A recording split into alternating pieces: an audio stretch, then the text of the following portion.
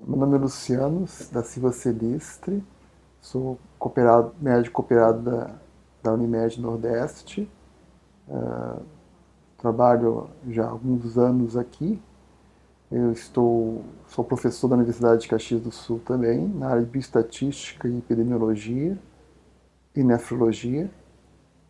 Tenho pós-doutorado em bioestatística e epidemiologia. Então, a gente fez um trabalho piloto nesse último ano com a problemática de rastreamento da endocrinologia na Unimed.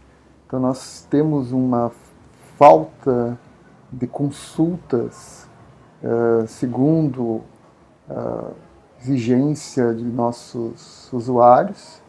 Então, a gente fez uma proposta a partir de um trabalho piloto, um projeto, onde calculamos um N necessário para que possa ser identificado a real necessidade de consultas endocrinológicas da Unimed Nordeste. Para isso, utilizamos os critérios de inclusão para essa população, as diretrizes do Ministério da Saúde e da Educação para atendimento primário do paciente com doenças endocrinológicas. Então, as diretrizes para o médico generalista, ou seja, o médico que é formado numa universidade nos seus primeiros 6 anos, é saber fazer o diagnóstico, dar o primeiro atendimento, tratamento para as doenças mais prevalentes na comunidade. As doenças mais prevalentes são como a hipertensão, como a diabetes, e em alguns casos, em algumas populações, o hipotireoidismo. Então, os objetivos da Faculdade de Medicina na área endocrinológica é dar ferramentas ao médico formado ao atendimento do diabético, principalmente o tipo 2, paciente que tenha alterações de hipotireoidismo, dislipidemia e obesidade. A partir desses 3 critérios da Portaria Ministerial da Saúde, das faculdades de medicina do país todo, e que é uma exigência do próprio Conselho Federal de Medicina, com a Associação da Associação Brasileira de Medicina, a gente fez um trabalho de rastreamento, ou seja, pegamos os dados da literatura que a gente utiliza para os médicos recém-formados, como fazer o diagnóstico de hipotireoidismo e o diagnóstico de diabetes. Algo bem simples. A partir disso, a gente identificamos pacientes minimamente adultos que necessitaram vir aqui no ambulatório de rastreamento para verificar a necessidade de agendamento com urgência desses pacientes. Desses 3.500 consultas num período de 1 ano, a gente calculou o N necessário para ter um N adequado para uma análise estatística de 428 consultas. A partir dessas 428 consultas que fechou em 1 ano, nós encontramos uma média de idade em torno de 40 anos, com um índice massa corporal em torno de 27, mais dos pacientes sendo sobrepeso. 77% desses pacientes eram femininas, com uma hipertensão em 20% dos casos, diabetes tipo 2 em 16%, e uma obesidade, um sobrepeso, em 31% da população. As maiores reclamações e as maiores queixas e referências desses usuários eram exames alterados, ou seja, realizavam exames com algum colega da cooperativa, e o TSH, que é o exame solicitado de maior monta, mostrava alterado, mas com uma alteração em 35% desses indivíduos. A diabetes vinha em segundo plano, com 22%, a obesidade em 22%, do ovário policístico em 9%, doença de Graves em menos de 2%, e nós da tireoide em torno de 6% da população atendida, esses 428. Conversando com esses usuários, a gente identificou que a maioria desses encaminhamentos eram por colegas ginecologistas, em torno de 32%, seguido pelo cardiologista, 7,7%, e os médicos do trabalho, em torno de 7%. O resto vinham por, em torno de 23%, vinham por maneira espontânea. Gostariam de consultar para o endócrino porque achavam que tinham um problema endocrinológico, mas nunca tinham passado por um médico para rastreamento ou identificação de alguma doença. A partir disso, nós identificamos esses pacientes, colocamos o protocolo adequado para atendimento primário da saúde, ou seja, os pacientes com doença endocrinológica, que tenham diabetes, que tenham hipotireoidismo ou hipertireoidismo, doença de adrenal ou obesidade, identificar aqueles que realmente necessitavam de acompanhamento com um endocrinologista. Então a gente conseguiu encontrar apenas 3% de um universo de 428 pacientes. Ou seja, apenas 13 pacientes tinham necessidade real de uma consulta endocrinológica. 53% foram encaminhados para médicos que tinham formação em medicina interna, com um adequado acompanhamento, e de todos os restantes, 25% para outras especialidades, e então 18% por especialidade de nutrição. Então a gente conseguiu 100% dos casos, 428, encaminhar os pacientes sem nenhum prejuízo para esses. O que nos leva a uma conclusão muito importante, é que existe um problema de saúde privada ou saúde pública, e principalmente na privada, que é o autogerenciamento das consultas pelos pacientes. Os pacientes, os clientes da cooperativa, não têm a adequada educação, a adequada formação e informação sobre que médico procurar. Geralmente eles veem o endocrinologista ou outro especialista porque o vizinho ou porque leu em algum lugar e que acham que tem alguma doença, mas na maioria das vezes, praticamente 90%, um clínico geral com uma boa formação em medicina interna resolveria o problema em 90%. Isso é algo que em sistemas de saúde públicos e privados do Reino Unido, da Europa e do Canadá recomendam que 90% do atendimento dos pacientes seja feito pelo atendimento primário. E com isso existe uma resolutibilidade em torno de 80%. E isso evita que o sistema se sobrecarregue. Ou seja, o paciente tem que ser visto de uma maneira holística, não uma maneira segmentar. Eu até brinco com alguns colegas que se eu tenho dor no pé direito, eu tenho que ir no médico que trata o pé direito. Porque se eu for no médico que trata o pé esquerdo, ele não vai tratar porque não é da área de formação dele. Então é algo que se peca no sistema tanto público quanto privado. A gente tem que escolher a doença e depois de escolher a doença, escolhemos o médico. Isso já o Dr. Sakti, na década de 90, já recomendava isso, que nós utilizássemos de maneira mais adequada a medicina, mas é uma medicina primária. Então a medicina primária é fundamental para que os custos se reduzam, que os pacientes tenham um melhor atendimento, uma melhor orientação, um melhor acompanhamento.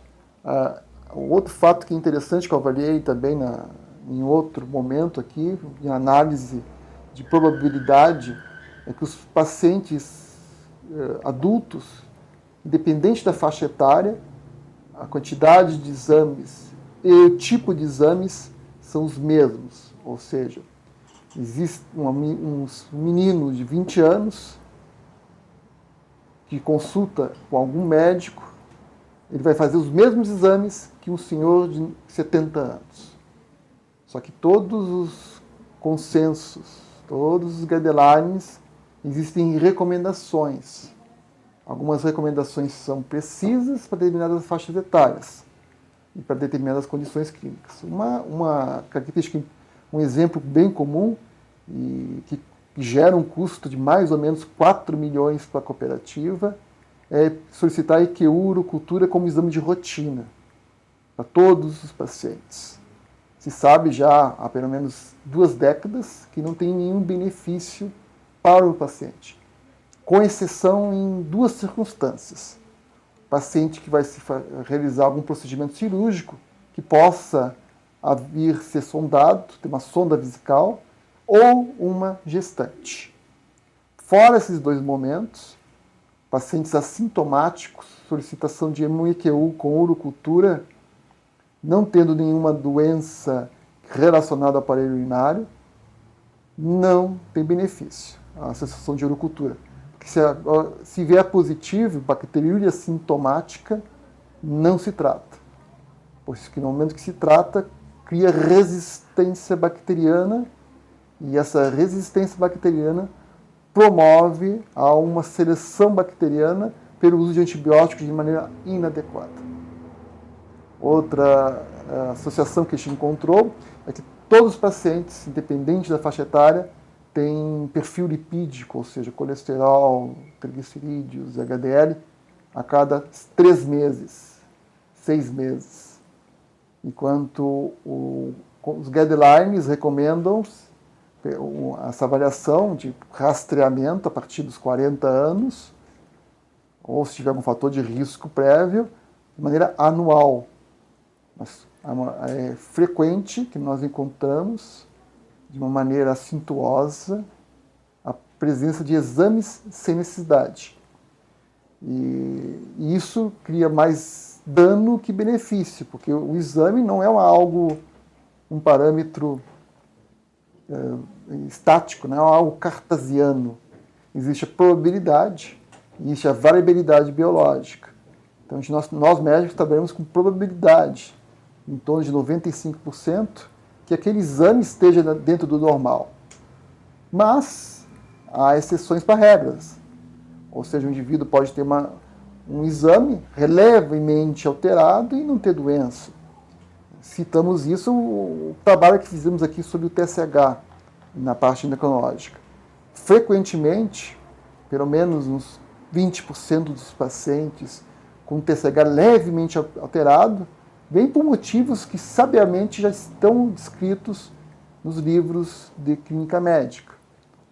Por exemplo, mulheres que utilizam pílula, mulheres que estão grávidas, mulheres que utilizam antidepressivo, homens que usam antidepressivo, ou mulheres na menopausa, têm um TSH levemente aumentado. Mas isso não quer dizer que seja doença.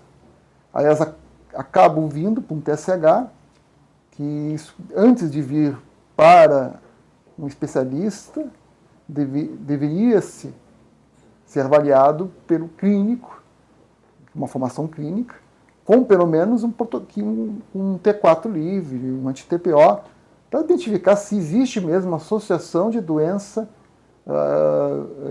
endocrinológica, uma deficiência de produção hormonal. E, infelizmente, as pacientes vêm bem ansiosos, os pacientes, e quando chegam, recebem a informação que não há um problema no exame, que isso é comum, e repete o exame e não tem doença nenhuma. Isso é uma boa conversa com o paciente, um bom exame físico, que é o básico da medicina, resolveria o problema em 80%, como é recomendado pelos guidelines europeus e canadenses. Só que nós, médicos, temos um problema muito difícil, é que o medo do processo. Processo porque a gente não pediu nenhum exame, porque o médico não pede. O paciente, inclusive, quando vai numa consulta, se o médico não pede nenhum exame, ele se acha não bem atendido. Mas, se o paciente é jovem, não tem fator de risco, eu examinei esse paciente, não identifiquei nenhum fator importante nesse paciente, nem na história familiar, nem na história pessoal dele, o exame laboratorial ou o exame complementar não tem validade, a validade é muito baixa. Não existe benefício para esse indivíduo. Mas, infelizmente, a gente criou uma cultura, se não tivermos que coletar um exame de sangue, ou um exame radiológico, tu crias uma falência no atendimento médico. A gente não pode esquecer que todo exame tem um risco, mesmo a picada de agulha, que pode infectar, pode criar hematoma, da dor. E isso é um mal desnecessário se o paciente não tem nenhuma doença.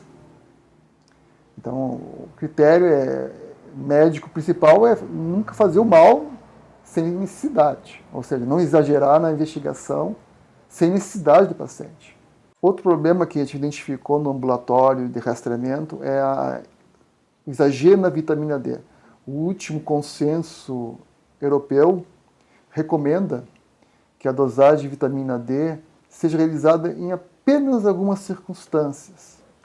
Quais seriam essas?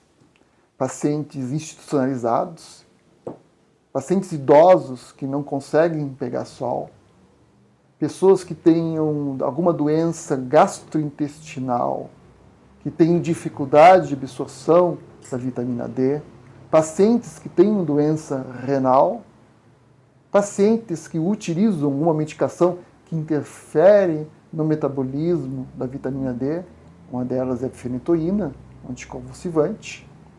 Agora, solicitar vitamina D para todo mundo, na nossa região, com certeza vai dar baixo. Por quê? Porque a gente tem pouca incidência solar. O que é recomendado pelos países europeus, pela Inglaterra, pela França? Que durante o inverno as pessoas utilizem vitamina D oral, principalmente daquelas de fator de risco. Idosos, gestantes, crianças.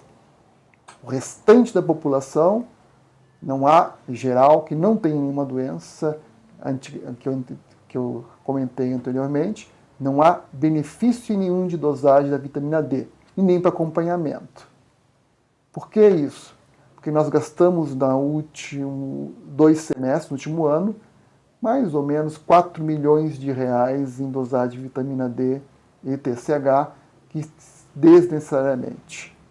Isso criou um custo desnecessário, que reflete no ganho do cooperado e no investimento da cooperativa na melhoria do atendimento do seu usuário.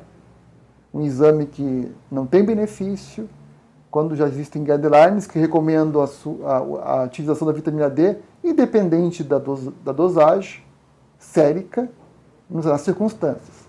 Gestantes, pacientes institucionalizados, idosos institucionalizados e pessoas que não pegam sol no inverno. Então, idosos, crianças, que se utilizam, e depois, passou o inverno, iniciou a primavera, se suspende o uso de vitamina D oral. Mas, fora isso, não se utiliza em jovens. Não tem benefício nenhum. Ao contrário, existe um risco de uma hiperexposição à vitamina D, que pode e já provoca casos de hipoparatiroidismo, de hipercalcemia, hipercalciúria, intoxicação por vitamina D.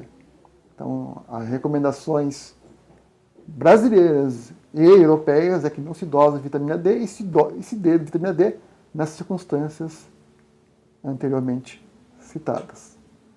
Eu vos agradeço a atenção dispensada.